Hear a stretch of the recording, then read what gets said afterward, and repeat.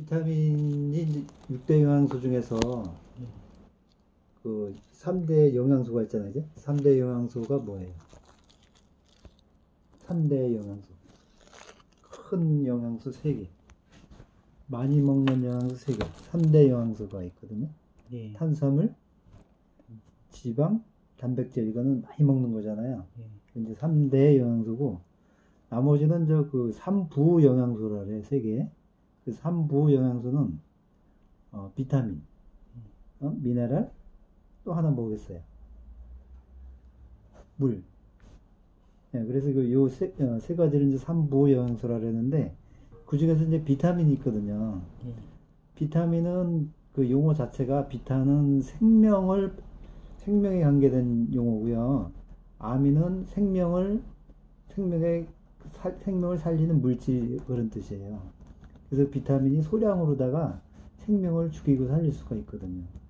그래서 그 적다고 무시하는 게 아니라 굉장히 중요한 거예요. 그 중에서 이제 비타민이 A, B, C, D 쭉 있잖아요. 그 중에서 오늘 비타민 B에 대해서 설명을 좀 해드리려고 하는데, 지금 비타민이 시중에 파는 게 굉장히 많아요. 많은데 대부분은 비타민 B 정제가 많아요. 거기다 이제 비타민 G다 하면 비타민 B가 많아요. 아로나민 골드라든가 비콤 C라든가 이런 식으로 해서 그 비타민 B 종류가 굉장히 많고요. 근데 이제 다른 거는 비타민 C만 한 가지잖아요. 이제. 비타민 A도 하나고 비타민 D도 하나인데, 비타민 B는 복합체라래요. 종류가 많은 거예요. 비타민 B가. 그래서 비타민 B1, B2, B3, B5, B6 뭐 쭉 숫자가 붙어 있어요. 그래서 B인데 종류가 나눠서 복합체라래요. B군이라고도 얘기를 하고. 그래서 그 역할들이 다 틀리거든요. 근데 그 제일 중요한 것이 보면 비타민 B1이에요. 영양계로도 제일 많이 쓰는 게 비타민 B군 중에서 비타민 B1이에요. 그건 이제 뭐 티아민이라고 부르는데, 보통 이제 비타민 B군은 종합적으로 대체적으로 우리가 먹는 음식을 대사시켜준다, 태워준다, 이렇게 생각하면 돼요. 그러니까 번개탄이라고 보면 맞을 거예요. 우리가 그 연탄만 있다고 해서 그 연료를 뗄 수가 없잖아요. 뭐가 있어야 돼? 번개탄이 있어야 돼요. 번개탄이 있어야지 연탄을 태울 수가 있어요. 그 번개탄 역할을 하는 게 비타민 같은 거예요. 비타민 B군이에요. 비타민 B, 그 중에 비타민 B1은 다 할 수는 없어요. 다 할 수는 없는데, 비타민 B1은 보통 당류를 태워줘요. 탄수화물. 탄수화물이기 때문에 이제 대사를 많이 시켜줘요. 물론 비타민 B1이 지방도 다 대사시키는데, 주로 B1이 탄수화물 대사에 관여를 한다, 이렇게 생각하시면 좋아요. 비타민 B 역할이 뭐 심혈관, 신경계 다 들어가요. 근데 이거 다 하다 보면 기억을 못 해요. 정말 기억 못 하거든요. 그러면 하나만 기억하시는 게 오히려 나을 수가 있어요. 비타민 B와는 탄수화물 대사에 주로 관여한다. 이거 매일만 기억하자는 거죠. 그래서 탄수화물 대사에 관여를 하고, 그러다 보니까 탄수화물이 제대로 안 타면 무슨 일이 벌어지냐면 피곤해요.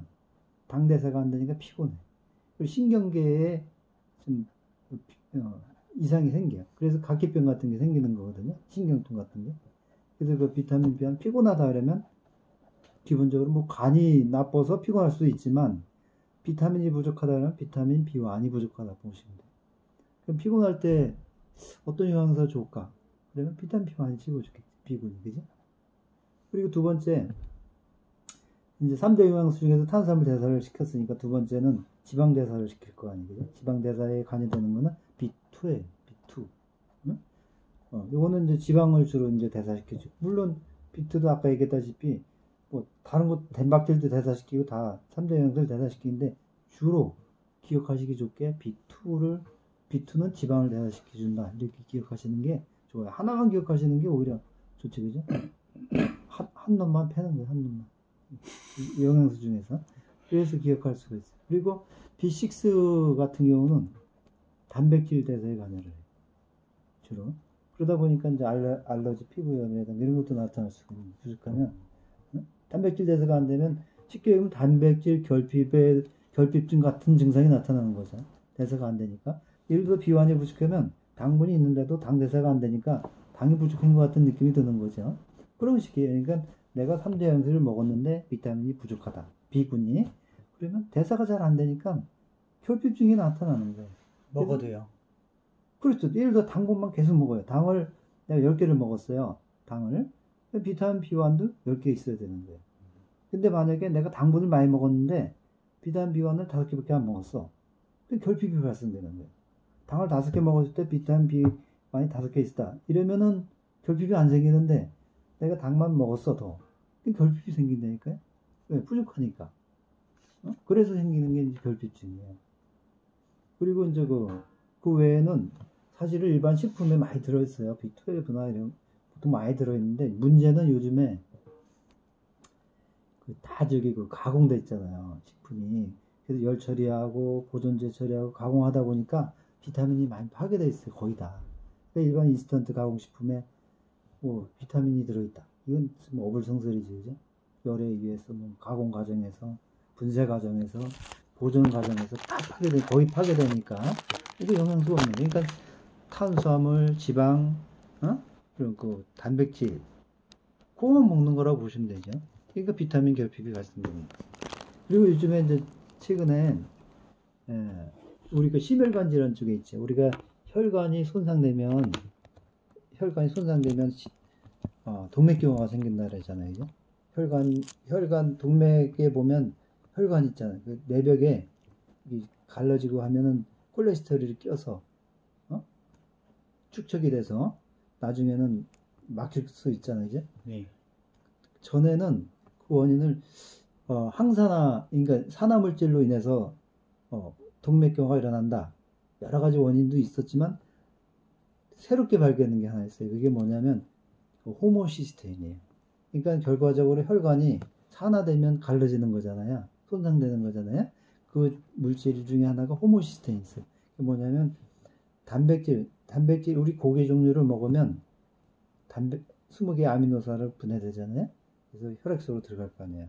그 아미노산 중에 하나가 미티온이라는 게 있어요. 미티온이라는 아미노산이 있는데 요게 비타민 B6, 비타민 B9, B12 이 세 개에 의해서 호모시스테인으로 바뀌었다가 다시 시스테인으로 가야 되거든요. 시스테인.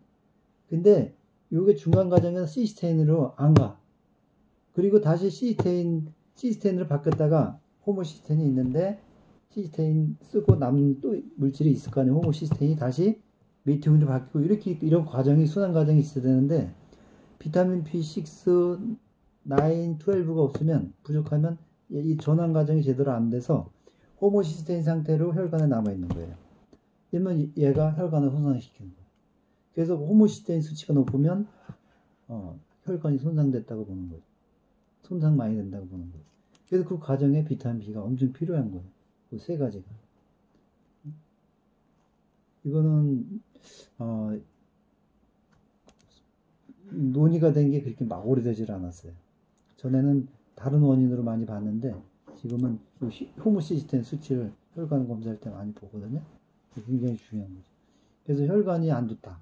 그러면 뭐 드시면 좋을까요? 영양소 중에서. 비타민 B군하고 그다음에 혈관을 튼튼하게 해주는 비타민 C 먹으면 좋겠죠. 비타민 B하고요. 그렇죠. 비타민 B군. B하고 C. 비타민 C요. 그렇죠. 그것도 이제 항산화 작용을 하면서 항산화 물질이면서 혈관을 튼튼하게 해주잖아요. 비타민 C가 혈관 튼튼하게 해준다는 건 다 밝혀진 사실이고 또 조직을 튼튼하게 해주고 그래서 항산화 역할도 하고 그래서 비타민 B와 C는 혈관을 튼튼하게 해주는데 굉장히 좋은 거죠. 꼭 먹어요.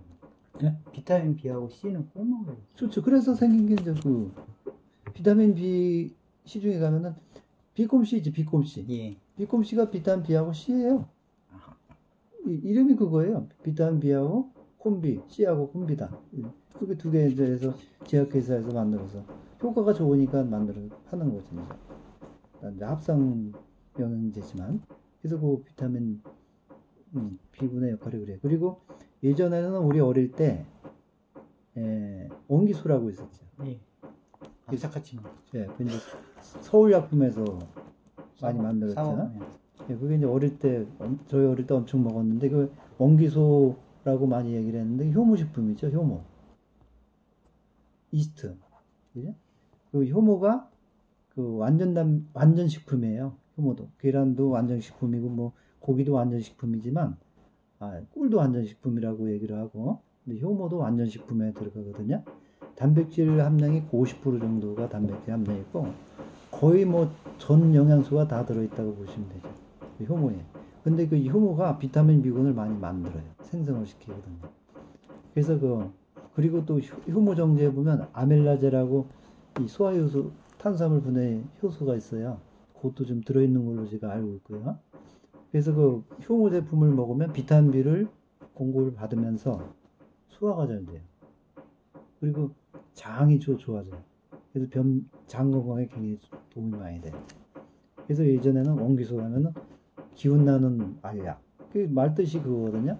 원기소하니까 원기를 내주는 알약이라는 뜻으로 이제 판매를 했고, 그게 이제 서울약품에서 이제 팔다가,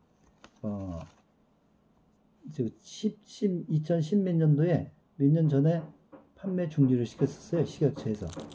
왜냐면, 그 광고하는 내용이 별로 안 좋다. 이래갖고 이제 한동안 중지됐다가 다시 서울 약품에서 팔았다가 식약처에서 팔지 못하게 해갖고 못 팔았다가 요즘에는 원기소라고 해서 리모델링 해갖고 다시 리뉴얼 해가지고 팔거든요. 그래서 원기소가 아니고 원기소로 해서 팔아요. 서울 약품에서.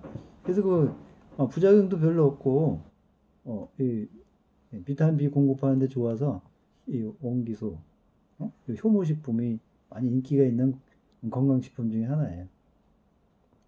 근데 이제 우리가 모든 영양소를 먹을 때 이제 품질이라는 게 있잖아요. 우리가 참기름 같은 경우도 좋은 게 있고 나쁜 게 있잖아요. 이제 좋은 방앗간에서 짠 기름이 있고 나쁜 방앗간에서 짠 기름이 있잖아요. 그래서 품질이 다 틀리단 말이에요. 계란도 다 틀리잖아요. 어디 양계장에서 나온 거냐에 따라 계란도 품질이 다 틀려서 좋은 곳에서 생산되는 좋은 효모로 만든 제품을 먹는 것이 굉장히 중요하거든요. 효모 제품 같은 경우도. 그래서 효모 제품이 또 권해줄 수 있는 좋은 제품의 비타민 B를 공급받을 수 있을 때. 어디 뭐 궁금한 거 있으세요?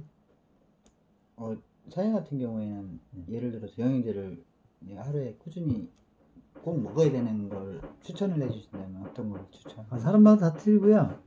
예를 들어 보통 우리가 건강식품은 예를 들어 영양보조식품은 저는 안 먹는 게 좋다 생각을 해요 원래는. 예. 그런데 이제 우리가 이제 현대 사회를 살면서 어떻게 그걸 다 챙겨 먹을 수 있겠어요? 예. 그러면 항상 부족하단 말이에요 사람에 따라서. 예. 어떤 분은 과일을 싫어하시는 분이 있거든요. 그럼 그분은 비타민이 부족하지 않을까. 어떤 분은 또 고기 싫어하시는 분이 있어요. 그러면 그분은 또 프로틴이 단백질이 부족할 거 아니에요. 그래서 사람마다 이게 다 틀리거든요. 어떤 분은 또 뭐 해산물 종류도 싫어하시는 분도 있고 다양하거든요. 그래서 사람마다 결핍되는 영양소가 다 틀려요. 그래서 저 같은 경우는 예를 들어서 아침에 미역국을 좀 먹었다.